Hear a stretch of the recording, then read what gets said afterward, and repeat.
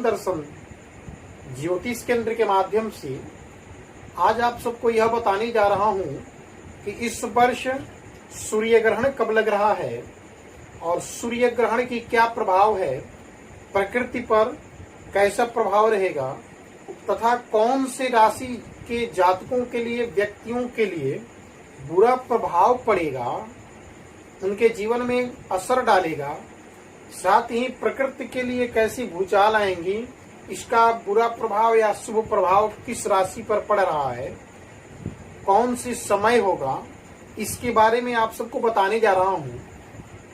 इस वर्ष आषाढ़ कृष्ण पक्ष अमावस्या तिथि दिन रविवार दिनांक 21 जून 2020 यानी 21 जून 2020 दिन रविवार को अमावस्या तिथि में यह खंडग्रास सूर्य ग्रहण यानी कंकड़ा कृत्य की सूर्य ग्रहण लग रहा है। यह कंकड़ा कृत्य सूर्य ग्रहण बिल्कुल कंगन के आकृति का दिखाई देगा। साथ में यह आर्द्रा और मृगशिरा नक्षत्र की युक्ति ग्रहण है। मिथुन राशि में यह ग्रहण लग रहा है और प्रवेश और मोक्ष दोनों मिथुन राशि में पड़ रही है। तो यह कंकड़ाकृत ग्रहण बेहद महत्वपूर्ण और प्रतिकूल प्रभाव डालने वाला है। 21 जून को जो कंकड़ाकृत सूर्य ग्रहण लग रहा है, यह ग्रहण संपूर्ण भारत में दिखाई देगा। पूरे भारत वर्ष में यह ग्रहण दृष्टिगोचर होगा। इसके साथ साथ पूर्वोत्तर अफ्रीका, पूर्वोत्तर यूरोपीय महादेश, पूर्वोत्तर एशिया महादेश, इसके अलावे अन्य कई देशों में, महादेशों में यह सूर्य ग्रहण दृश्य होगा, दृष्टिगोचर होगा। और जैसा कि हम जानते हैं कि ज्योतिष शास्त्र के अनुसार ग्रहण जहां लगता है, ग्रहण जहां दृश्य होता है, वहां उसके सूतक और प्रभाव होते हैं और वहां पर उसके प्रभाव भी माना जाता है। तो यह कंकड़ाकृत ग्रहण जो मिथुन राशि में लग रहा है, आर्द्रा और मृगशिरा नक्षत्र के युक्ति में लग रहा है, यह पूर्ण भारत वर्ष में दिखाई देगा। अब मैं आपको यह बता दूं कि यह कंकड़ाकृत ग्रहण 21 जून 2020 को प्रातः काल में भारत के समयानुसार, क्योंकि सूर्य ग्रहण हर एक स्थान पर, प्रत्येक स्थान पर अपने स्थानिक समयानुसार लगता है और दृश्य होता है, दिखाई देता है, परंतु भारत के स्टैंडर्ड समय के अनुसार यह प्रातः 9:16 से आंशिक रूप से प्रारंभ होगा। यह कंकड़ाकृत ग्रहण जो है 21 जून 2020 दिन रविवार को आंशिक रूप से प्रातः 9:16 से प्रारंभ होगा, परंतु इसका स्पर्श जो समय होगा, इस ग्रहण का स्पर्श समय 10:31 यानी 10:31 प्रातः से प्रारंभ होगा तथा ग्रहण की जो मध्य समय होती है, मध्यांतर की समय होती है, वह समय होगा 12:22 और इस ग्रहण की जो मोक्ष होगी वह इस दिन अपराह्न में 2:04 पर मोक्ष दिखाई देगा, मोक्ष होगा, यानी पूर्णतया समाप्त होगा। साथ साथ में भारत और पूरे विश्व के कई स्थानों पर यह ग्रहण पूर्ण रूप से 3:16 पर समाप्त होगा। पुनः आपको बता दूं कि यह कंकड़ाकृत ग्रहण 21 जून 2020 को प्रातः 9:16 से आंशिक रूप से प्रारंभ होगा और इसका स्पर्श समय होगा, पूर्ण स्पर्श होगा 10:31। मध्य का जो मान होगा वह दोपहर 12:22 होगा और मोक्ष यानी समाप्ति की जो समय होगी अपराह्न 2:04 तथा पूर्णतया समाप्त होगी 3:04 पर यह ग्रहण समाप्त होगा। अब मैं आपको बता दूं कि आषाढ़ महीने में, यह कृष्ण पक्ष में, आषाढ़ महीने की इस कृष्ण पक्ष में 3 रविवार और 3 शनिवार लग रहे हैं, हो रहे हैं। साथ साथ में ग्रहण का जो दिन है, अमावस्या तिथि भी रविवार को लग रही है। कुल मिलाकर के जो यह योग बन रही है, यह युक्ति बन रही है, यह बिल्कुल प्रकृति और मानव जीवन के लिए शुभ संकेत नहीं है।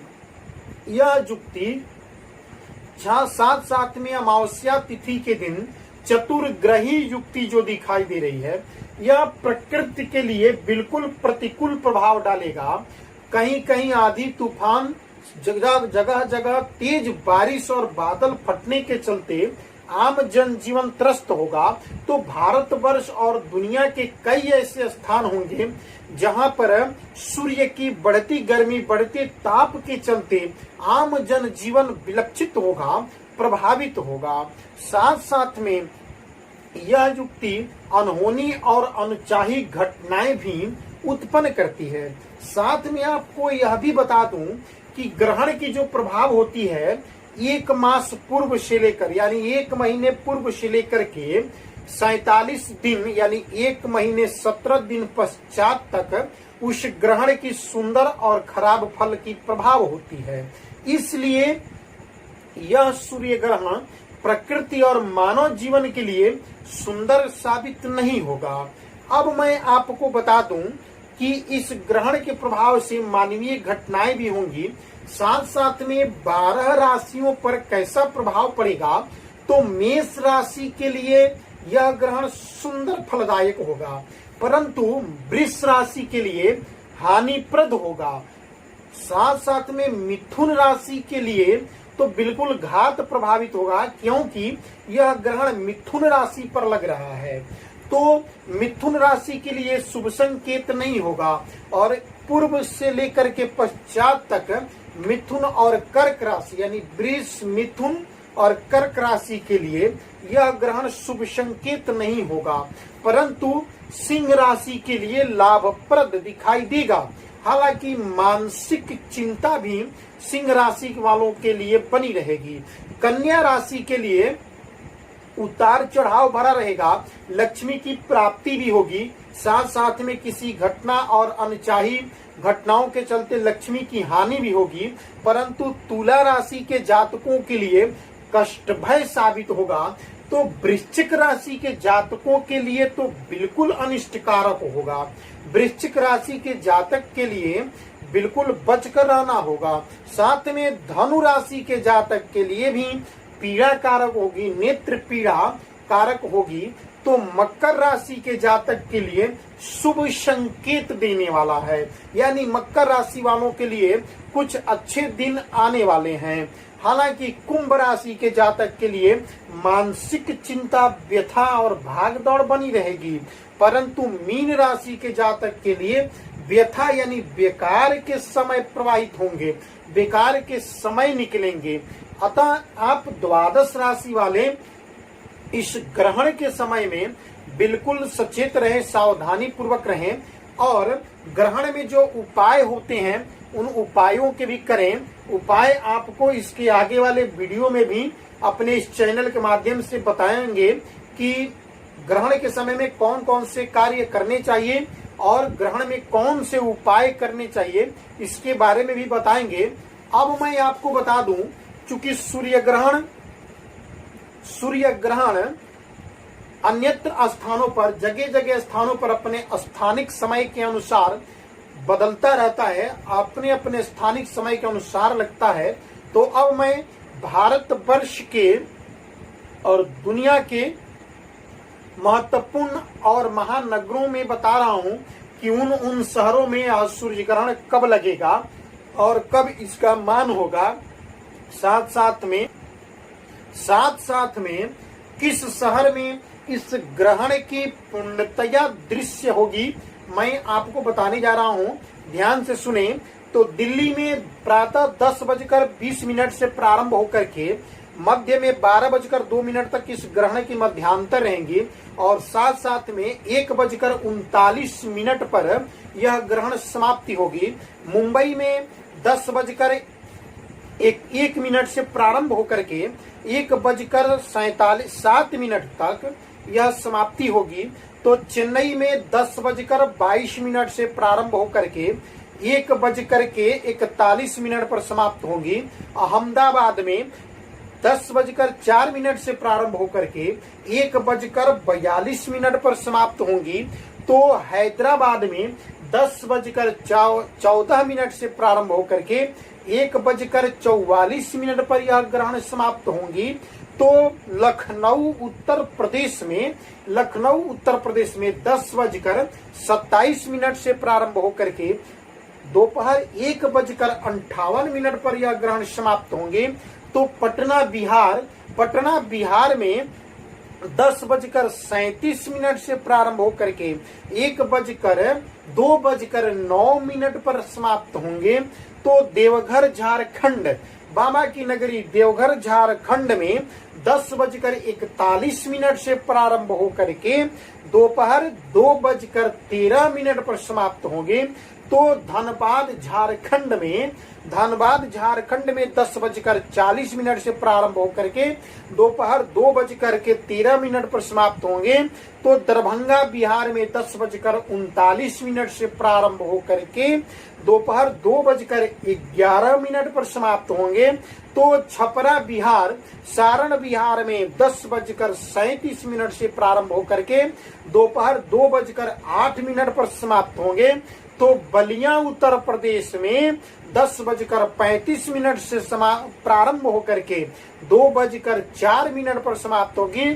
तो सिवान बिहार में 10:35 से प्रारंभ होकर के 2:07 पर समाप्त होंगे। गया बिहार में 10:36 से प्रारंभ होकर के 2:05 पर समाप्त होंगे। तो देवरिया उत्तर प्रदेश में 10:33 से प्रारंभ होकर के दोपहर 2:06 पर समाप्त होंगी। सलेमपुर उत्तर प्रदेश में 10:32 से प्रारंभ होकर के दोपहर 2:04 पर समाप्त होंगे। तो गोरखपुर उत्तर प्रदेश में प्रातः 10:32 से प्रारंभ होकर के दोपहर 2:05 पर समाप्ति होंगे। तो लखनऊ कानपुर उत्तर प्रदेश में 10:25 से प्रारंभ होकर के 1:57 पर समाप्त होंगे। तो आगरा में 10:19 से प्रारंभ होकर के दोपहर 1:50 पर समाप्त होंगे। तो अयोध्या यानी भगवान राम की नगरी में यह ग्रहण अयोध्या में 10:29 से प्रारंभ होकर के दोपहर 2:01 पर समाप्ति काल होगी। तो रांची झारखंड में प्रातः 10:37 से प्रारंभ होकर के दोपहर 2:10 पर समाप्त होंगे। तो भोपाल मध्य प्रदेश में 10:14 से प्रारंभ होकर के दोपहर 1:47 पर समाप्ति काल होगी। तो कोलकाता पश्चिम बंगाल में 10:46 से प्रारंभ होकर के दोपहर 2:18 पर समाप्ति काल होगी। अतः इन ग्रहण के अवधि में व्यक्ति को अपने आप को सावधानी पूर्वक रहते हुए हरि नाम संकीर्तन करें, अपने परिवार के साथ साथ सदैव सबकी सुख शांति की कामना करें। साथ में अगले वीडियो में आप श्रवण करें कि कौन सी राशि पर बुरा प्रभाव डालेगा और किस ग्रहण के समय में कौन कौन से कार्य करें, कौन कौन से कार्य करने से बिल्कुल परहेज करें और किस समय में इस ग्रहण की पुण्यकाल होगी, सूतक कब लगेगी, इसके बारे में आप सबको विधिवत बताऊंगा अगले वीडियो में। अंत में आपसे आग्रह है कि हमारे इस चैनल को यदि आप सब्सक्राइब नहीं किए हों तो कृपा करके सब्सक्राइब कर लें। साथ ही अपनी किसी भी समस्या, ग्रह संबंधी, कुंडली संबंधी समस्या, भाग्य दोष, साथ में नौकरी पेशा करियर में यदि बाधाएं आ रही हो तो उनकी समस्या की समाधान हेतु चैनल पर जो नंबर दिया गया है उस नंबर पर आप सब संपर्क करें, के संपर्क करें। आपका जीवन मंगलमय हो। जय श्री राम।